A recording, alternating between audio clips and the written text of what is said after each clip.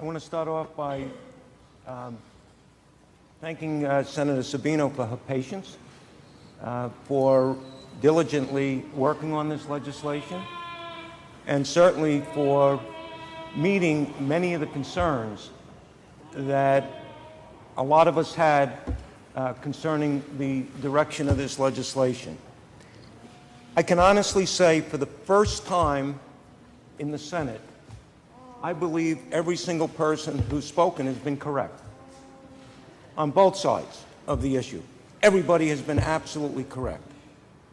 And I also know that no matter what side of the issue you're on, we're all compassionate and concerned about those of you who are up here, especially the young children that are suffering with epilepsy.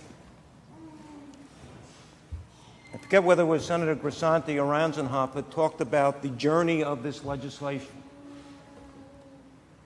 If you were to tell me at the beginning of this session that I would be voting yes on this legislation, I would say to you, no way. No way. Now, I'm happy that a certain smoking provision is not in the legislation, because then I really would have had a problem with the legislation. But life for all of us is a journey. And Senator Larkin has had a very interesting journey in his life, a little longer than mine. But what I have found as you get a little bit older in life, and I've observed this with my father, who's now 93, just retired.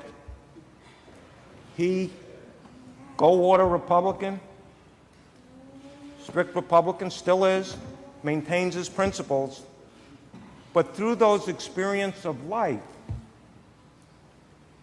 burying two of my mothers from cancer, my birth mother when I was 2 years old, and my stepmom who brought me up, both suffering from cancer, dying from it, and didn't have the relief, perhaps, that we are offering to some today.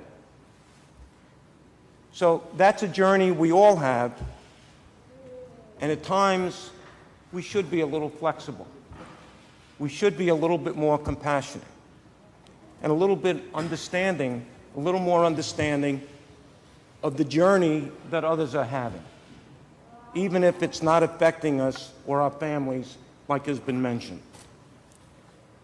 I mentioned that at the beginning of this session, there's no way I would have voted for this legislation.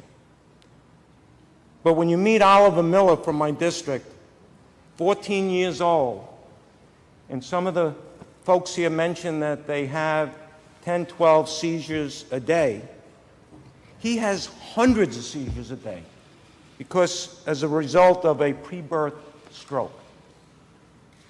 And his mom, Missy, believes, and they're not here today because they were here yesterday or this morning, and they had to go back because Oliver was suffering from seizures. His mom believes that if Oliver can get the oil, that those seizures can go down to perhaps 4 a day. Now think about that. Hundreds of seizures a day, down to 4 a day. So to me, that's worth voting for this legislation, just based on hundreds of seizures down to 4 seizures a day. Now, this legislation, is there going to be an opportunity to change it, amend it, make it better? Some of the, perhaps, typographical errors, omissions, clarity that's needed. I truly believe in the next 18 months that this is going to happen, because the governor, this legislature, we all take this very seriously, and we understand the journey that we're going through right now with this legislation. And there'll be many opportunities. The governor has given his commitment that if it's not going in the right way, that the superintendent of state police or the commissioner of health can end it. And if we're not ready in 18 months, can continue it. And we can have a play if we feel it's going wrong.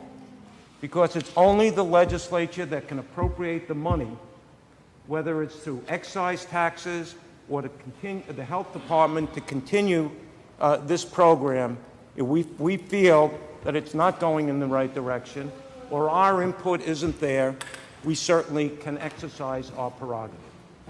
But again, I'm going to just conclude and say, Diane, we thank you for your good work. We thank the governor. We thank Assemblyman Gottfried and everybody in this room for the input, the deliberation, and the thoughtfulness on this legislation. Mr. President, I'll be voting aye.